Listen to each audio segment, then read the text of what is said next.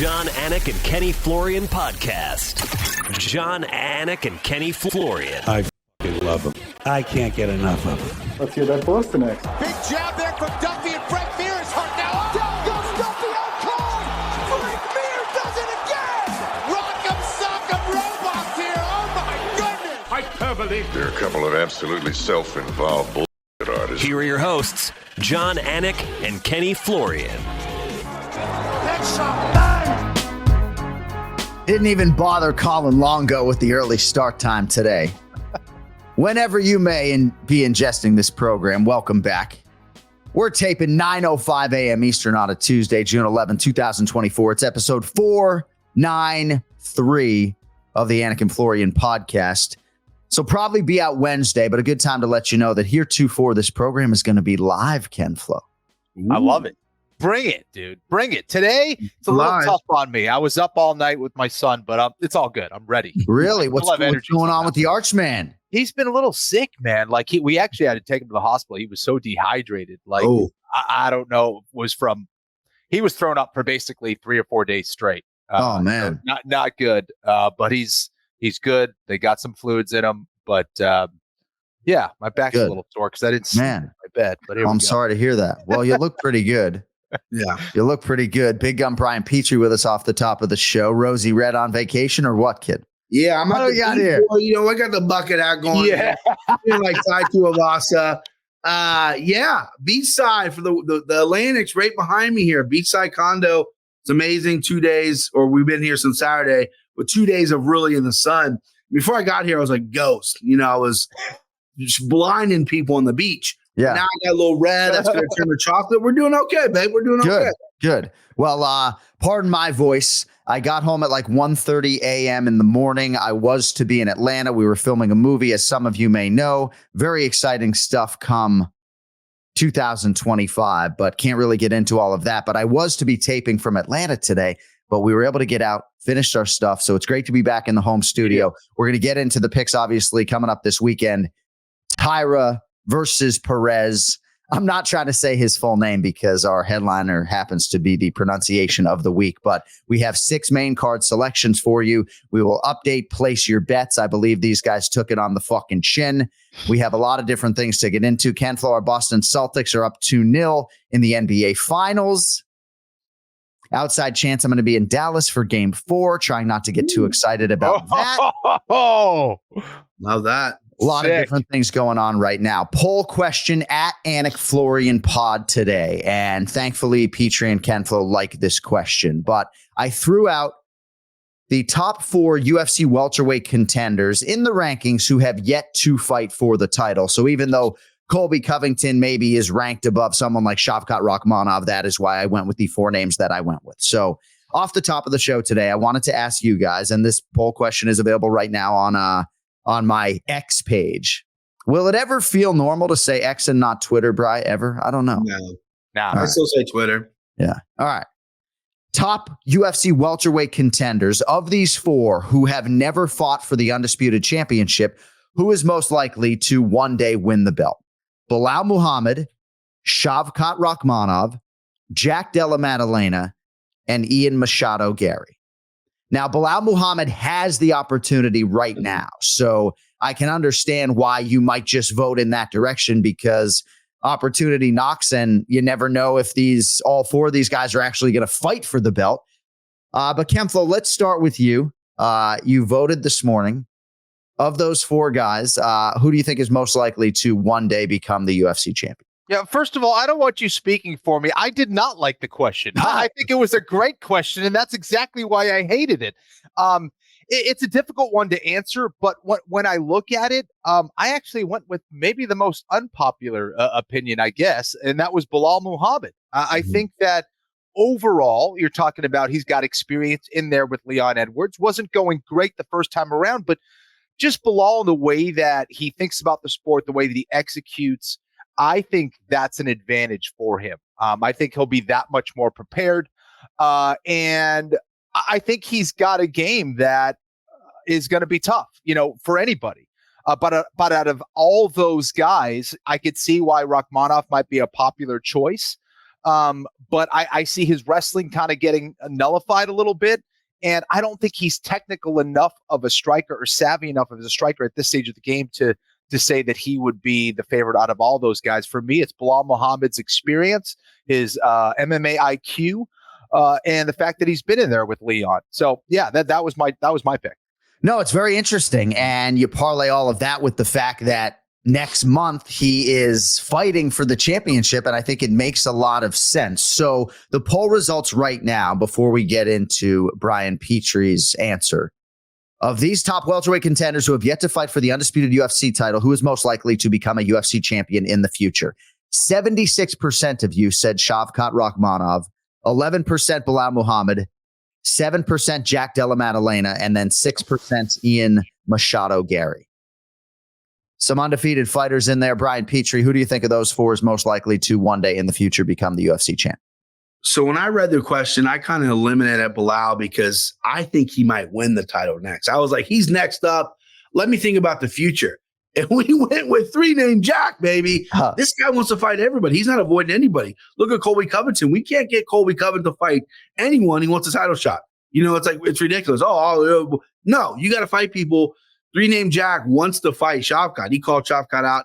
Now he's got an arm infection. What are you going to do? But I think that guy's willingness to fight, the dog in him and his skills, he's going to be there one day. I think Ian could maybe get there, even though I don't love that he's a vegan now. He looks a little thin to me, looks a little weak. No disrespect to vegans. And then Shavkat is just an animal who is very hittable, but very, very, very good. But yeah, I got to rock with my guy, Jack Della. So I knew Shavkat Rakhmonov was going to be the overwhelming choice in this poll, but Kenny, I didn't think it would be to this extent, right? And as a UFC play-by-play announcer, right, I'm not going to sit here and surmise that Shavkat Rakhmonov is overrated by the fan base. I'm not even sure he is that, right? I know his manager, Danny Rube, exceedingly well. But the expectations and the hype for Shavkat is just absurd, right? Like, and how can we not sit here today and say, hey, maybe Ian Machado Gary could be as good as that guy, if not better, right? Or Jack Della Maddalena, who has accrued a lot of experience and is on the mend right now. Bilal, obviously, with his fight IQ, to your point, and just his style and skill set, right? Mm-hmm. I knew Shavkat was going to be the overwhelming favorite, but Kenny, do you think Shavkat is overrated at all? I know it's a hard question, but I just feel like he has been put on this pedestal, and the pedestal says it's an eventuality that he's going to be the undisputed UFC welterweight champion. This division is so difficult. I don't know, man. There's a lot of pressure on Shavkat Rakhmonov to win fights, and he's going to have a title eliminator that's huge to become the UFC champion, and we'll see if he can do it. Well, first of all, Shavkat is an excellent fighter. Don't get me wrong. This guy is very good. He's massive for the division.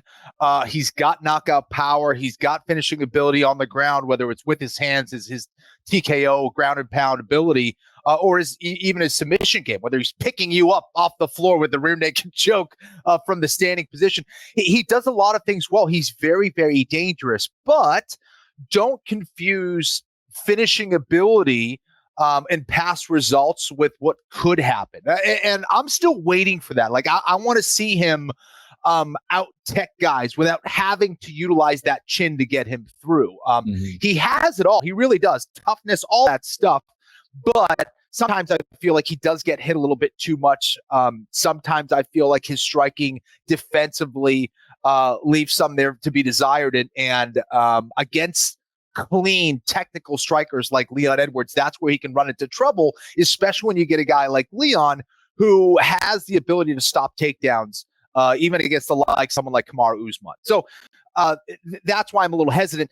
Is he overrated? I'm not sure he's necessarily overrated, but I don't know. I think perhaps guys like Bilal and Brian Pick and Jack Della Maddalena, maybe there's more upside than perhaps what other people see. I don't know. Certainly, Khamzat Chimaev came in as a guy who had heaps of expectations placed upon him. He's now in a different division, so he doesn't necessarily factor into this discussion, but really not since Kamaru Usman then in 2015. I remember when he fought Haider Hassan in his UFC debut, and Brian Stan said to me after calling that fight, that dude's going to be the undisputed UFC welterweight champion. Brian, it sounds to me like Shavkat Rakhmonov versus Jack Della Maddalena. You like three-name Jack in that fight right now. Right now, I do. The only problem with Shavkat I have is he might be drinking his own sauce. Everyone's on him. He might be like, I'm finishing everybody. What are you talking about? He got pieced up by Jeff Neal. He went in there a little overconfident. Jeff Neal got pieced up by a really good boxer. Yes, he finished the fight. Yes, he won. Yes, he dug deep. But there's only so much, like Kenny said, that you can rely on that chin. And once that chin goes, where's the game at? I don't think he's overrated. I think he's very, very talented. I like his size, his length. He can take it to the ground. He can submit you. He can beat you up on the feet. I just think Jack Della is a special dude between the ears. Like his mental is on another level on top of his skills as well. So that's why I'm taking him. But yeah, I love Shavkat too. He'll get there.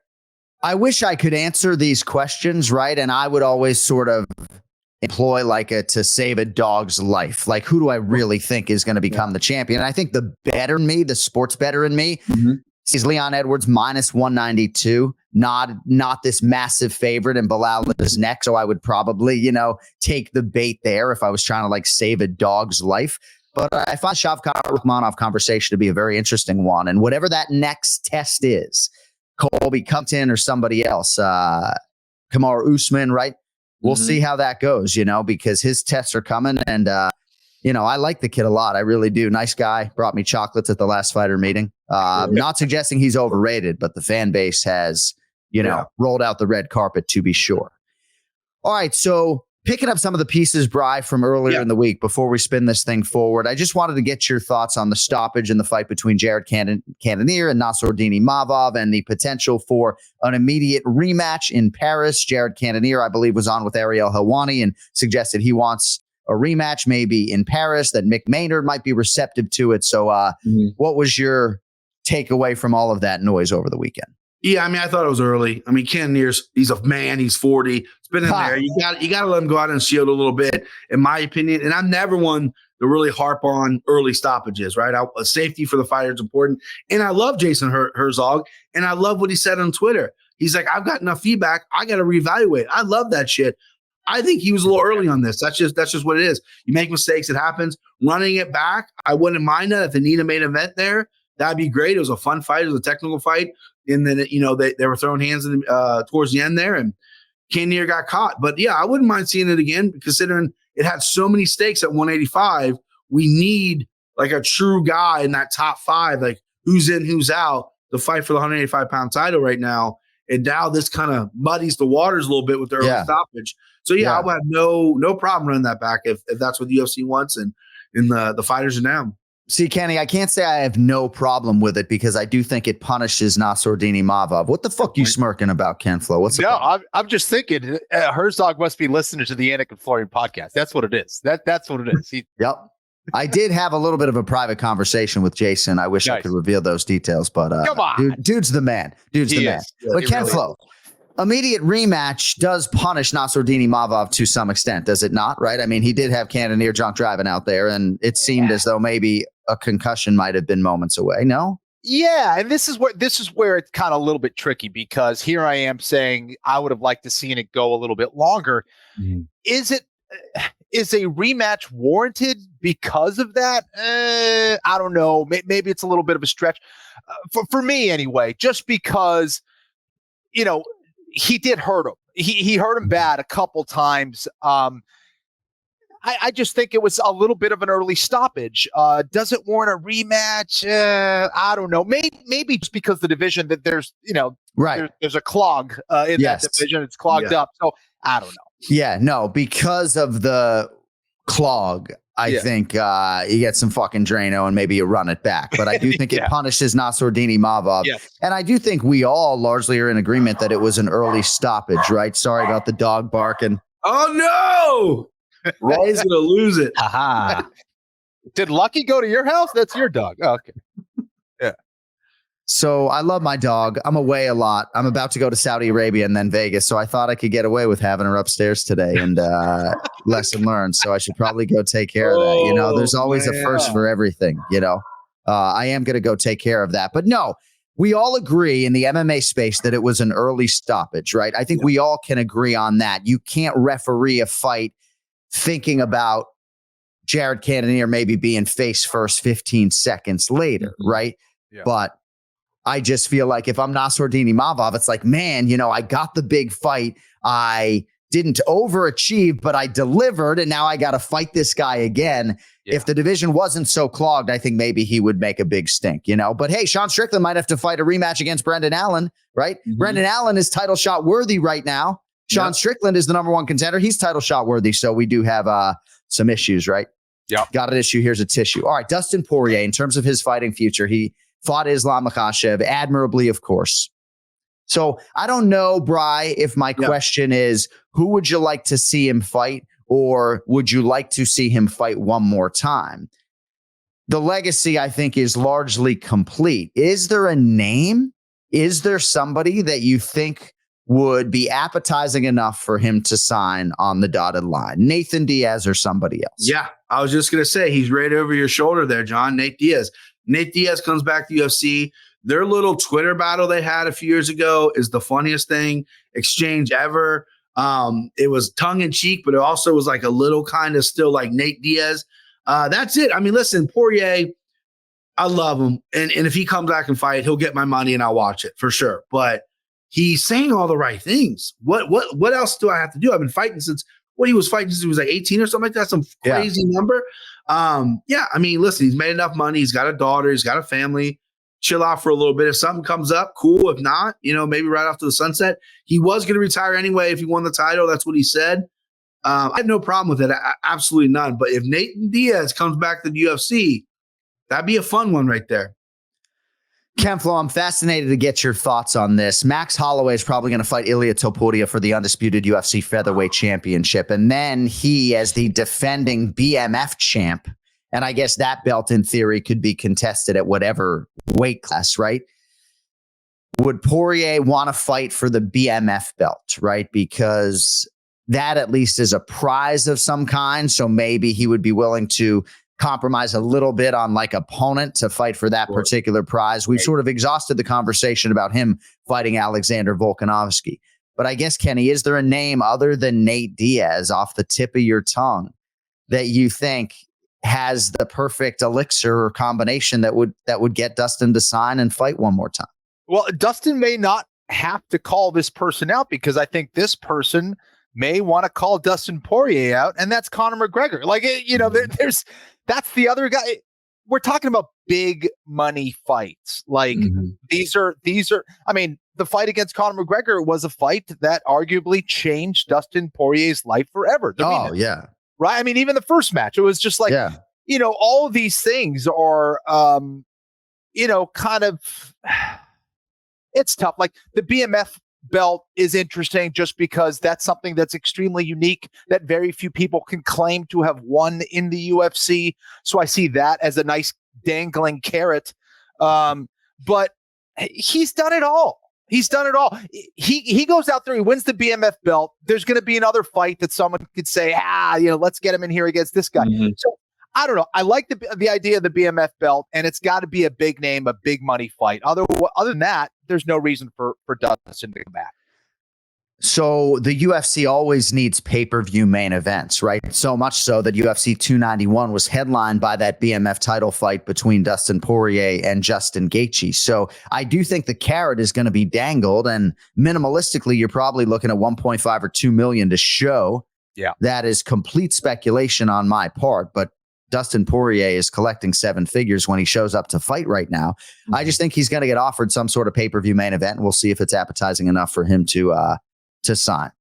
All right, back to the mixed martial arts conversation in about 60 seconds. But as some of you may know, getting wicked close to crowning an NBA champion, and with the action heating up on the court, it's even hotter at DraftKings Sportsbook, an official sports betting partner of the NBA, with same-game parlays, live betting, odds boosts, and so much more. Don't miss out as the NBA postseason winds down. Game 3 beckons Wednesday in Dallas. The Mavericks 2-point favorites at home right now. And if you are new to DraftKings, you got to check this out. New customers bet $5 to get $150 in bonus bets instantly. All you need to do, download the DraftKings Sportsbook app now and use code AFPOD. That's code AFPOD for new customers to get $150 in bonus bets When you bet just $5 only on DraftKings, the crown is yours. Gambling problem? Call 1-800-GAMBLER, or in West Virginia, 1-800-GAMBLER.net. In New York, call 877-8-HOPE-NY or text HOPE-NY. In Connecticut, help is available for problem gambling. Call 888-789-7777 or visit ccpg.org. Please play responsibly. On behalf of Boot Hill Casino and Resort in Kansas, 21 plus, age varies by jurisdiction. Void in Ontario. Bonus bets expire 168 hours after issuance. See dkng.co/bball for eligibility and deposit restrictions, terms, and responsible gaming resources. All right. Pronunciation of the week.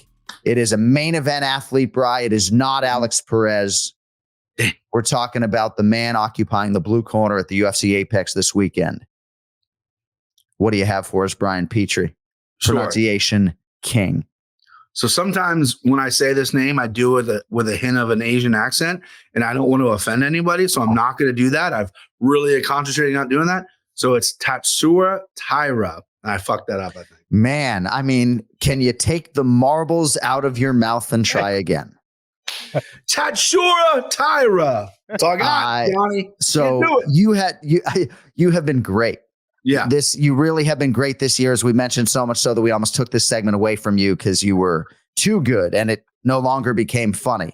That is no longer an issue. Right, we're absolutely fucking mangled both names, first name and surname, butchered them up.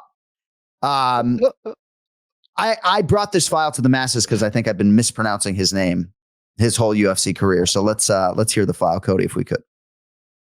My name is Tatsuro Taira. My name is Tatsuro Taira. Tatsuro. Right. So Tatsuro. I've been saying Tatsuro, right? So I've been emphasizing the wrong syllable. So we'll see how they handle it this weekend, but it's Tatsuro Taira, and perhaps important because he's like 15-0. So good. Tatsuro, not Tatsuro. And I know Jason Anik at Boston Anik listening somewhere is like, oh my fucking God, you guys, like, I'm going to kill you guys with these pronunciations. Green jacket, blue jacket, who gives a shit, right? Like I do think like we do overthink this, but it is what it is. We're trying to get our shit right. All right. Main event challenge, UFC Fight Night, Perez versus Taira. Main card on ESPN2 this weekend. Heaven forbid we can call it the fucking deuce, right? You know, do you remember when I guess maybe you guys wouldn't, Kenny knows this, right? Yeah. There came a time where, you know, we could no longer call it the deuce on television. And it's like, why? Why can't we say it's on the fucking deuce? We can on the Anik and Florian podcast. Yeah, we can. Main card on the deuce this weekend. Opener on that main card is at bantamweight. Garrett Armfield minus 180. Taking on Brady Heastan plus 150. So Brian Armfield coming on strong. Big win in January on a pay-per-view card against Brad Katona. It's a hard guy to beat in any setting. Heastan hasn't fought in over a year, but he has won 2 in a row. What do you have for us, Vacation BP, on the main card opener? You know, I was a little hard on field. You know, it's like maybe I was a little bully of him. And now I was like, wait a second, this guy's actually pretty goddamn good. And he is. And I loaded up on Katona when they fought. I was like, oh, Katona's going to drown this guy. No, he gave up 4 takedowns, sure, but he got back to his feet and he fucked him up on the feet almost. I mean, he wobbled Katona a few times, had him bloody. Great fight. Garrett Armfield with a good camp, with some real good skills and some really improved cardio. I like this kid a lot. And Brady Heastan is kind of a one-dimensional wrestler. He gets shot. He's tough. Don't get me wrong. He's good submission, good transitions. But when he's on the ground, he's good. When he's on the feet, he's a liability.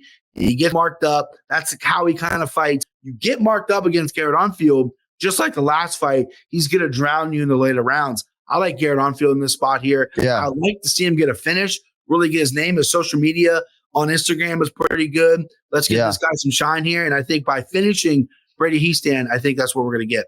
Are you growing your hair back out? What are you doing exactly? Yeah.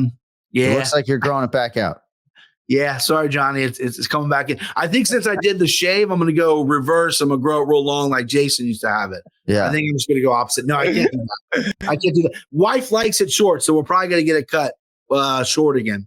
All right. Well, we'll see what you do there. Jason Anik's actually going to a real barber. My guy Gianni here in Boca Raton today, 2 hours from now, to get a real nice fade. I'm actually jealous, but yeah, we'll see how Jay looks. But yeah, I told him he got to grow it out a little bit because he's like going in his Instagram story, doing these videos on Bilal, like, and new, and he's bald now, and people are like thinking it's fucking me. Anik really round. I'm rooting for Leon, Just kidding, bully. Just kidding. All right. Let us get Kenflo's prediction on this one. A little background. So, of course, Garrett Armfield, Marathon MMA, trains under the great Trey Ogden, who was on the Anik and Florian podcast, outstanding fighter and coach on the other side. Power corner as well. He stand Spokane, Washington, Sick Jitsu, the great Rick Little. 2 canceled bouts for He stand Kenflo. Once against Damon Blackshear, late 2023. He got staff. Then a fight earlier this year against Rinya Nakamura, had to withdraw from that one. So He stand the underdog, Armfield the favorite. Kenflo, who do you love? Yeah, I thought Brian did a great breakdown. I think He stand is kind of a whirlwind, especially he's able to get you on the ground. He can cause a lot of problems down there. And I think that on the feet is where Armfield can really take this fight, either by finish or just outpointing He stand throughout the course of 15 minutes. And I don't know, he's looked impressive. And yeah, he's surprised me as well. I think he's pretty big for the division as well. And He stand, I think, just needs a little bit more experience as far as pacing, striking, putting it all together. And, maybe he has a great night. He's able to take down Armfield repeatedly. I just don't see it happening. Armfield's going to be in that fight. He's too experienced at this point to allow for He stand, I think, to run away with it. And I like Armfield's chances, especially on the feet. So I'm with Brian here. All right, next fight for us at flyweight, Asu Almabayev, minus 535, taking on your boy Jose Johnson, plus 400. Almabayev out of Kazakhstan, 19-2 overall, off to a fine start in the UFC, 2-0 in the octagon. Outstanding wrestler, fun to watch. On the other side, you got the Flint, Michigan-born Johnson. Big opportunity for him here, right, Bri? Taking on Asu Almabayev. He did fight twice on Dana White's Contender Series, and now it is the 3rd UFC appearance for Jose Johnson. Lobo Solitario. Kenflo, you know what that translates to? Lobo Solitario? Lone wolf. Lonely wolf. Yeah. Lonely wolf. Yeah. Lonely wolf. I mean, Kenflo, any fucking language. He's got something for you. He knows it. Brian, what do you have for us on the fly, guys? I used to have a saying on my podcast, if they're from a stand, you better grand. Kazakhstan, Dagestan, these boys win fights, man. And Almabayev is the same way. He's impressed me his 2 fights in. He's very heavy on top.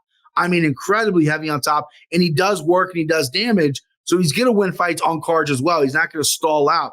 Jose Johnson is a guy who's had a lot of opportunity in the UFC, outside the UFC. He's got big names on his record, a lot of losses. He's crafty off his back, no mistake. He's got a lot of triangle wins, but Almabayev is just too sturdy, too good. I think he's all over this. High number, good to avoid it, but give me the boy from Kazakhstan. And if you have the means, better grand, babe. Let's go. Kenflo, the underdog, is Lobo Solitario. He was to fight in April, had to withdraw, now making his first appearance of the year against the highly favored Asu Almabayev. Who do you like? Yeah. Kazakhstan, Uzbekistan, Brian Stan. I mean, all the freaking stands. Put it all on him. Stan not always profitable, incident. Yeah, exactly. Love you, Brian. I'm just kidding. Yeah, I mean, Johnson's got to keep this one on the feet, right? I think that's his best chance. Can he? I don't think so. I think not only is Almabayev a good wrestler, I think he's got good submissions as well. He can get it done with TKO. His control, all that stuff. I think he's getting off to a great start. I think that continues forward. All right, next fight. Back to bantamweight here. And we get a close one on a lot of big favorites this weekend. This one not in that category. Miles Johns, minus 122. Douglas Silva, Dion Andrade is plus 102. So I'll set it for you, BP, if I could. So Miles Johns might be coming into his own here. He's unbeaten in 3 straight, 5 of his last 6. Big win over a tough Cody Gibson. That was March 23rd. So active competition cycle as well. And now he draws our good friend D Silva, for whom it'll be UFC appearance number 13. He's 7-5 in the octagon. Hasn't fought in more than a year.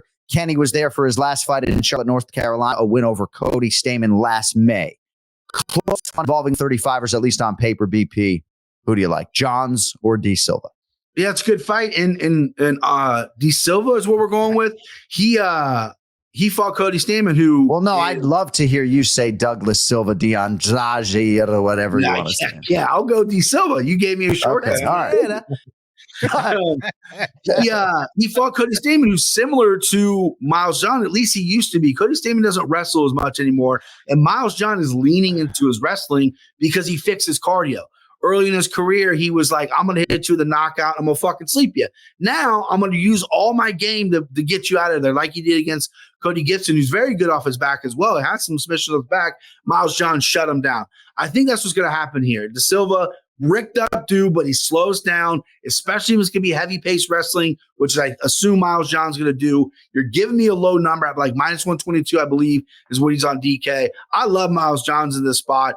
Probably by decision. Da Silva is very tough to get out there. I mean, Miles John has knockout power, but I don't necessarily see that happening. I like Miles John by decision, but low number, and I think it could be a big payoff here because I think Miles John is finally coming into his own and rounding out his game, especially with that cardio. Yeah, give me Miles Johns. Ken Flo, Miles Johns minus 122 right now on DraftKings Sportsbook. The comeback on Douglas Silva. D'Andrade is plus 102. Who do you like? Douglas Silva, Debech Kohea. Listen, I think this is an interesting fight. When I first saw it, I was going back and forth on this one because Silva de Andrade is very dangerous. I think he was a little bit too reckless early on in his career, even though he was getting the wins. I was like, man, this could only last so long. We started seeing him lose some of those, but he's tough. He knows how to stick around. And I agree. Sometimes his pacing just isn't there. He puts so much into a lot of his shots and sometimes pays for it later on down the line. I think he's got decent wrestling as well. Is it enough to stop Miles Johns overall? I don't know. I mean, Johns is going to be on his game. He has to be very defensively sound. Can't lose focus during this one, dropping his hands or watching his work because the Brazilian fighter will make it pay. And but I do think overall Miles Johns is the better guy. I think he should be able to execute. He should be the smarter fighter out there. If he's able to do that, I like Miles as well. All right, next up, featured bout at featherweight. Twilight Timmy Kwamba minus 205 to Lucas Almeida plus 170. So Kwamba lost a split in the UFC debut earlier this year, trains under Dewey Cooper. And that team, born and raised in Vegas. He's 2-1 here, Bry, against Lucas Almeida. Your thoughts? Yeah, Kwamba's a guy who I hear a lot about in Vegas. Like, they love him, right? And he's got real skills. We've seen he's 25 years old. It's just every time he fights, you want more. The low volume it's killing him. We got to get you more and more confident, more reps, more in there. I think that's what hurt him in his last fight. I think if he would just throw in 15% more, he wins the fight. I think he was more technical. He just got out-brawled. And you got Almeida, this guy goes for it. Like, this guy has a high motor. He's coming for you, coming for your head, or he's going to get knocked out. I kind of love that about him. At plus 170 with a reckless dude like that, I'm willing to dance with the plus money. Give me Almeida here to surprise Kwamba, a young guy who's really technical. And when you get a guy who is a little crazy, that technical sometimes can go out the window. So give me Almeida. I like the number, plus 170. I'm riding with it. Kenflo looks intrigued a little bit. Kenny Almeida out of, is it Sorocaba, Sao Paulo, Brazil? Either way, that's where he's from. Yeah. That sounds right to me, John. So he needs a win here. First start of the year for him. He's been finished in 2 straight. BP likes him plus 170 or so. What do you have for us on this one? Kenflo. Yeah, I think it's a good breakdown. I'm probably going to go the other way. I think Kwamba is the more technical guy. I think Almeida's a little stiff sometimes, still hits hard and all that stuff. But I think Kwamba's got to be able to stick and move here, have more confidence in his striking for sure. I'd like to see a little bit more volume as well. But yeah, I mean, he trains with a bunch of good guys. I think he's just kind of waiting to kind of break out and get that confidence and get that experience. Still relatively new to the UFC anyway, still young overall. But I think he's the better fighter. I think he's the more technical fighter. I'm going to lean that way. Doesn't always go that way, but that's what I'm going to lean with here. I like Kwamba. Kenny, I know you've been in some movies before. Have you ever spent like extended time on a set where you're just kind of sitting around? Oh my gosh. Yes. So, yes, dude, I did something in Atlanta that I haven't done in like 15 years. What do you got? What happened? I smoked nicotine.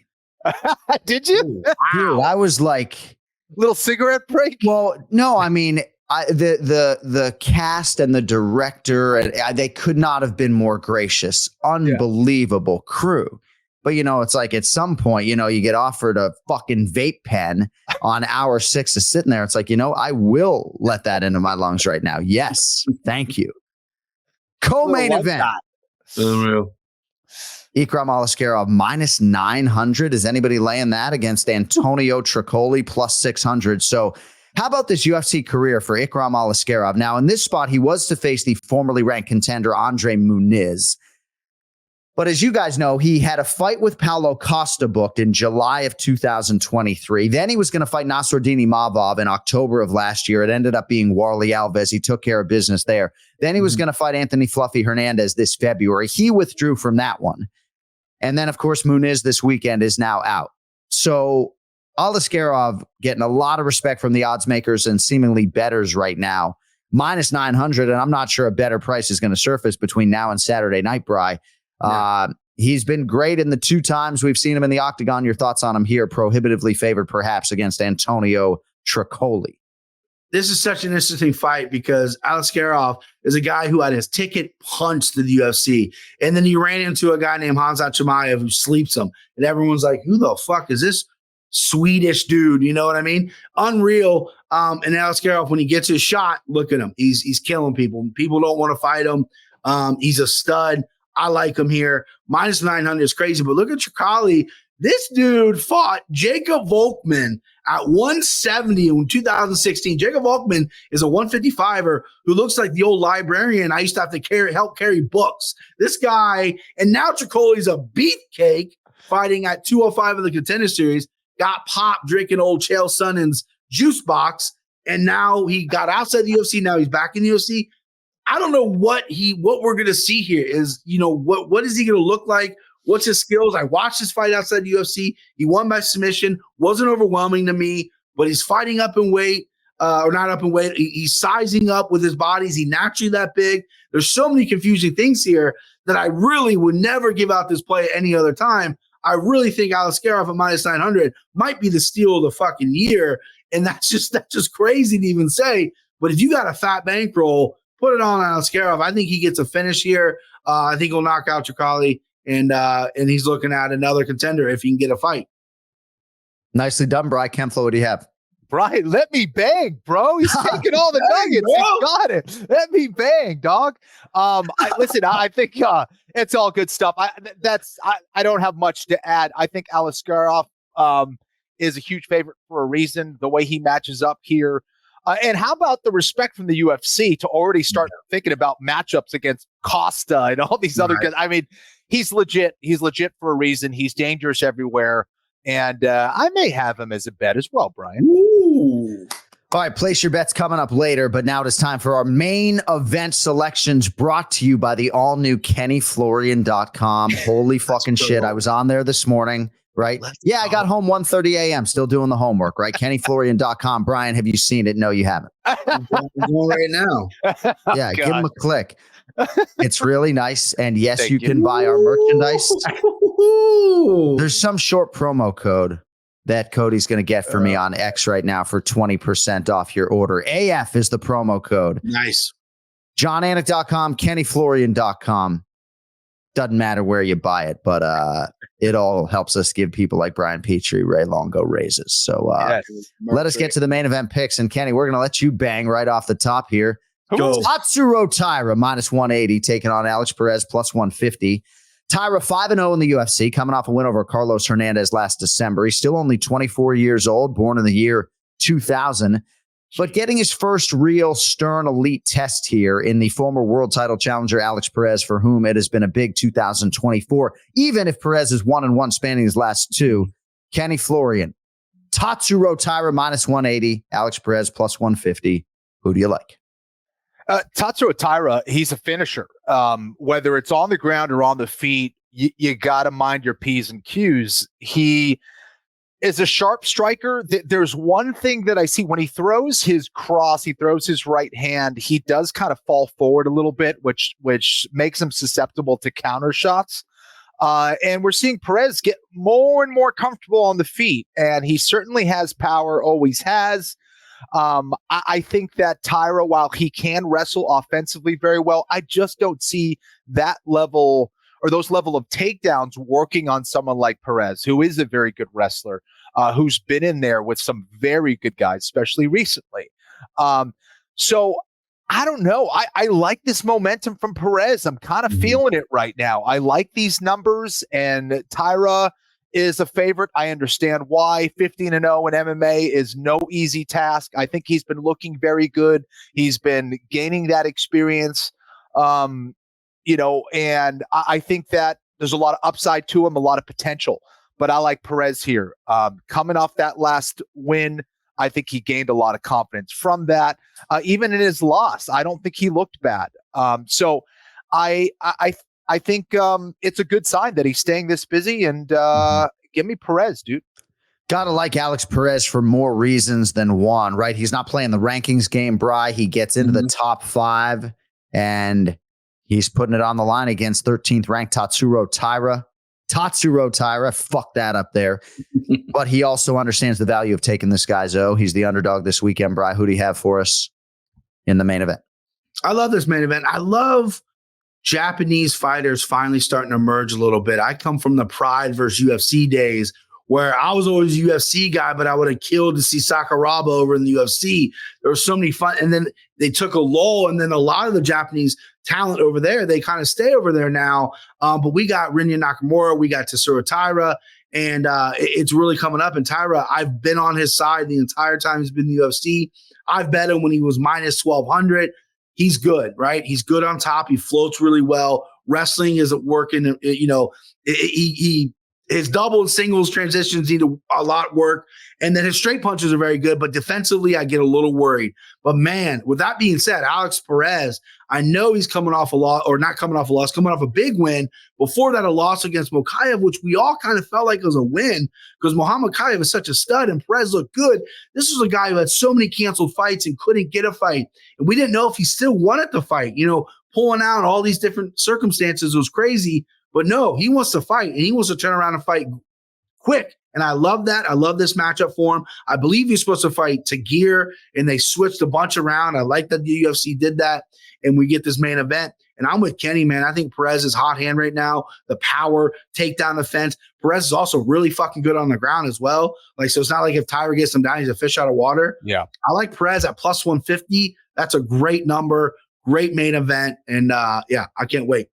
All right, as usual, we close out the program with Place Your Bet, sponsored by JohnAnik.com, where you can get 20% off your merchandise order with promo code AF. That includes all Anik and Florian podcast merchandise, as well as all of the One More Sleep designs, including the one I am wearing. Not now, but right now. All right, I'm going to update the standings. You both gave 1K back. Is that accurate? All right, Brian's hanging his head. Oh, my God. Team Florian was over $1,700 for the year. You lost $400 on Thiago Moises, and with an abundance of respect, I hated that selection right out of the chute. I mean, I'm telling you guys, I led the handicap. Ludovic Klein is Jason Anik's favorite fighter, and not just because he has an attractive significant other. The kid can fight.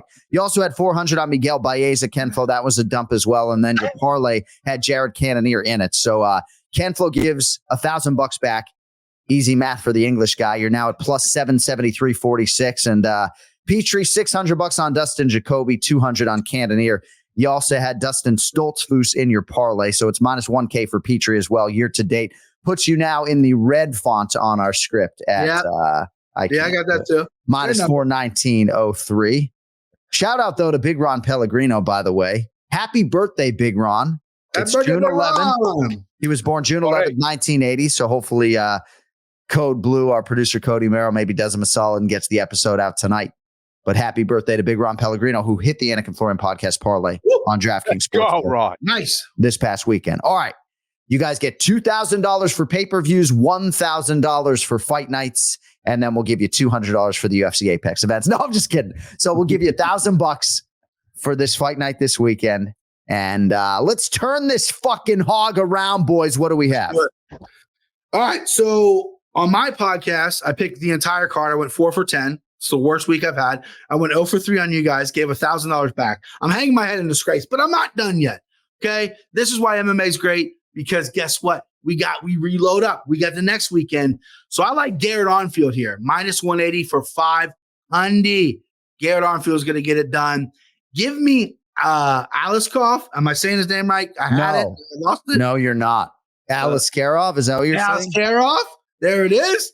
I like him by KO. The number's not out yet, but we'll chase that number for $200. Okay. Give me Alex Perez plus 150 for $200. Okay. And since I did 3 bets last week and I shit the bed and got my dick kicked in, I'm going to go 4 bets this week and go Perez by KO plus $100. The number's not out yet. And that will be a good price on Perez by knockout there. So nicely done. Spreading around the resources, Brian Petrie. Ken Flo with a pretty significant lead here still. What do you have for us on the UFC Fight Night? Okay, Jim. Let's see. I got $200 on Mabayev by sub. Nice. Okay. I'm doing $250 on Mr. Miles Johns. Nice. Okay. I'm doing $250 on Aliskerov by finish. Hey, Bri. Will he be able to get a number on him inside the distance, Aliskerov? Yes.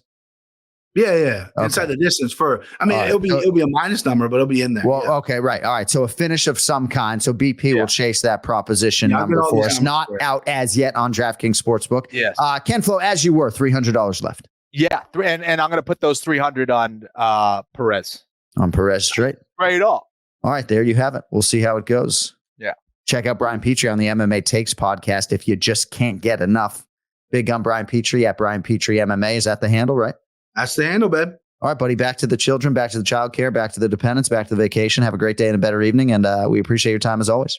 I'll see you, boys. Thanks. Enjoy, dude. There he is, Chief Handicapper Brian Petrie with us here on the Anik and Florian podcast, as usual. All right.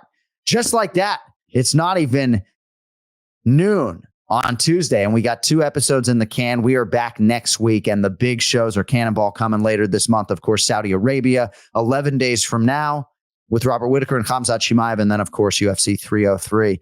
I guess this shit's happening, Ken Flo, huh? Conor McGregor, Michael Chandler under the lights. A little scare there, but looking good. It looks like it. Is it a mind game? Is there something legit there? I don't know, but very interesting. I kind of want to know. Maybe need to know why this press conference was canceled. Yes. But maybe we never know. All right. We got to get on out of here. Thanks to our executive producer, Cody Merrow. Thanks to Brian Petrie. We'll be back with you next week. We'll recap the piss out of this show and get you ready for Saudi Arabia. Happy birthday to our biggest fan, our biggest listener, and an all-around good egg, the gentle giant, Big Ron Pellegrino. Check him out at the Paradise Cantina in Las Vegas. For Ken Flo, I'm John Anik. We'll talk to you next week. Enjoy the fights this weekend on the Deuce. Yo, later.